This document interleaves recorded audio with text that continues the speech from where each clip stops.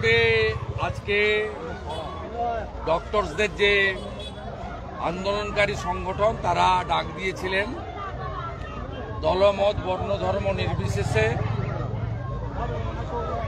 রাজনৈতিক পরিচয় এবং স্ব পরিচয় সরিয়ে রেখে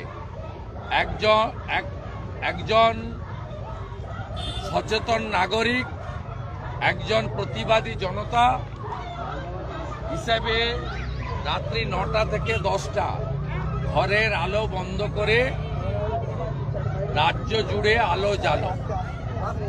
এই কর্মসূচিতে গোটা রাজ্য এই মুহূর্তে রাস্তায়।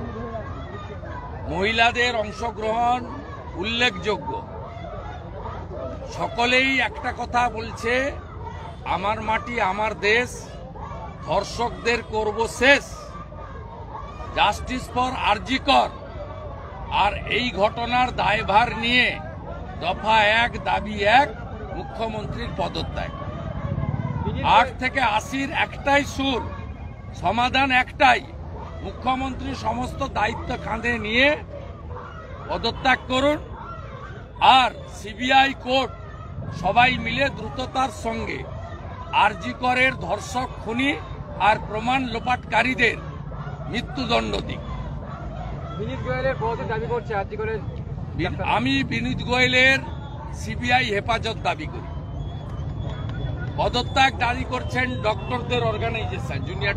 দাবি করছি সন্দীপ ঘোষ কাস্টডিতে, বিনীত গোয়েল এবং ডাক্তার এসপি দাস, ডাক্তার সুশান্ত রায়, ডাক্তার অভিক দে, এদেরকে অবিলম্বে সিবিআইর হেফাজতে নিক।